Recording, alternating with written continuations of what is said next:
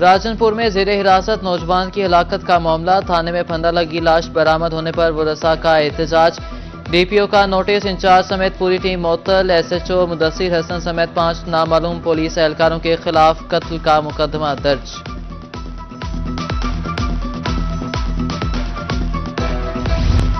جنوبی پنجاب کے عوام پر موسم ہوا مہربان، ملتان، سرگودا، بھیرا، لیا، سخی سرور اور گردنواہ میں بادل برس پڑے، موسم خوشگوار، گرمی کا زور ٹوٹ گیا۔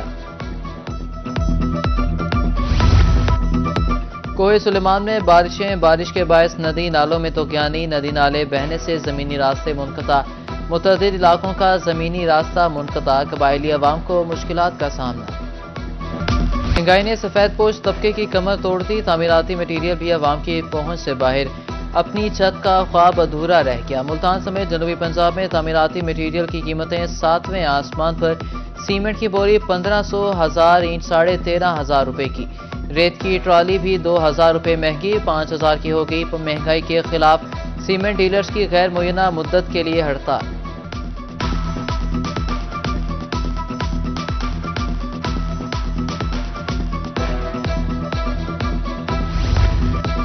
مہنگائی کے باعث بھٹا انڈسٹری بھی زوال کا شکار، بہاولپور کے بھٹا مالکان کہتے ہیں تعمیراتی کام بند ہونے کے سبب کاروبار ٹھپ ہو گیا ہے، روزانہ 8 سے 10,000 اینٹیں ہی فروخت ہو پاتی ہیں، بھٹوں پر اینٹوں کا سٹاک بڑھتا جا رہا ہے۔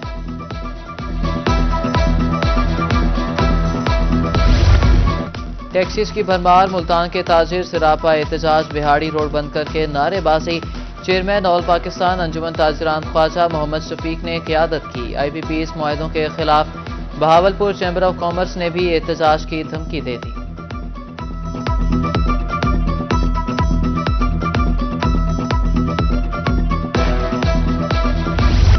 انتظامیہ کی مبینہ نااہلی، رنگپور میں دریائی پتن پر ٹھیکیدار کی من مرضی، سرکاری کرائے کے بجائے زائد وصولی جاری، کشتی پر دریا عبور کرنے والوں سے 50 روپے لیے جانے لگے، سرکاری طور پر فی سواری کرایہ 20 روپے مقرر ہے۔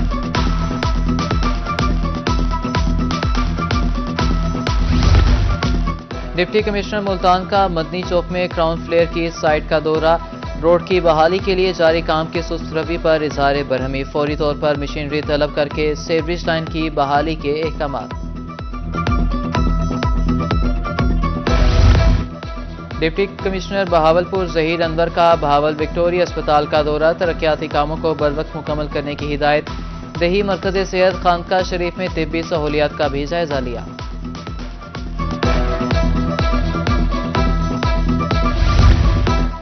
برائلر کی بین الصوبائی نقل و حرکت پر پابندی عائد، رحیم یار خان میں 34,440 کلو گرام برائلر گوشت سندھ لے جانے کی کوشش ناکام، additional deputy commissioner revenue Ahmad Raza Butt کی زیر صدارت اجلاس میں بریفنگ۔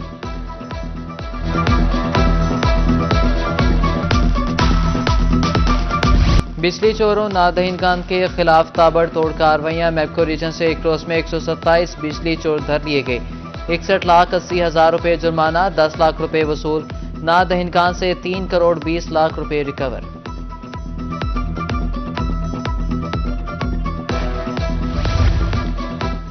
ریلوے پولیس کی کارروائی جاری، کرنسی پکڑے گی، 2 مسافروں سے 2,10,000 روپے برآمد، 5,000 کے 36 اور 1,000 والے 30 نوٹ برآمد، مسافر ملتان سے کراچی جا رہے تھے، مقدمہ درج۔ اسسٹنٹ کمشنر خانیوال کا پٹوار خانہ سٹی سرکل پر چھاپا، جناح آبادی کا ریکارڈ تحویل میں جعلی فردیں جاری کرنے کی شکایت پر چھاپا مارا گیا، ڈپٹی کمشنر نے 5 روز میں انکوائری رپورٹ مانگ لی۔ آر پی او ڈیرہ غازی خان سجاد حسن خان کی مظفر گڑھ آمد، سٹی اور تھانہ صدر کا دورہ، فرنٹ ڈیسک سمیت دیگر شعبہ جات کا معائنہ کیا، عوام کو بروقت سہولیات دینے بارے ہدایت جاری کی۔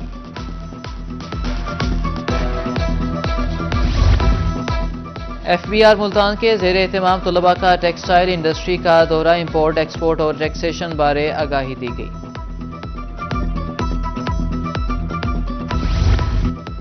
وزیر اعلیٰ پنجاب مریم نواز کا اہم فیصلہ، اسپتالوں کی مانیٹرنگ کے لیے اراکین اسمبلی کو ذمہ داریاں سونپ دی، ڈسٹرکٹ اسپتال بہاول نگر کو ایم پی اے سہیل خان مانیٹر کریں گے، تحصیل اسپتال منشن آباد چشتیاں، ہارون آباد اور فورٹ عباس کی مانیٹرنگ کے لیے ایم پی اے میاں فدا حسین، ذاکر اکرام اور چودھری غلام مرتضی اور چودھری کاشف نوید تعینات۔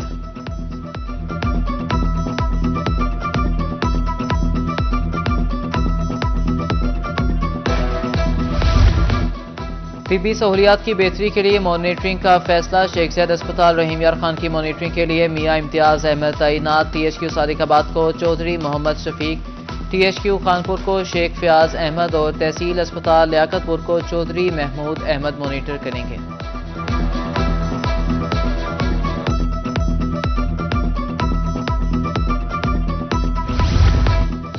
جنوبی پنجاب سیکریٹریٹ جدت کی طرف گامزن گڈ گورننس کے لیے مصنوعی ذہانت سے مدد لینے کا فیصلہ، ایڈیشنل چیف سیکریٹری جنوبی پنجاب کی ہدایت پر آگاہی ورکشاپ۔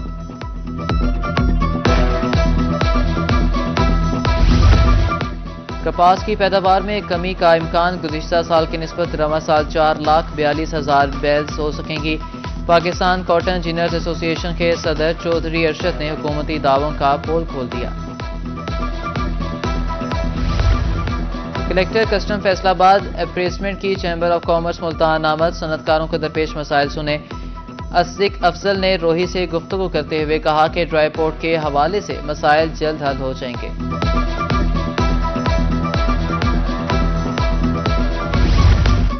مظفر گڑھ میں early child care education project کا آخری روز، ماسٹر ٹرینر غفار کاکڑ نے 41 ہیڈ ماسٹرز کو ٹریننگ دی۔ نواز شریف ایگریکلچر یونیورسٹی ملتان میں میگا پروجیکٹس کا آغاز، ڈپٹی کمشنر وسیم حامد سندھو نے ترقیاتی منصوبوں کا جائزہ لیا۔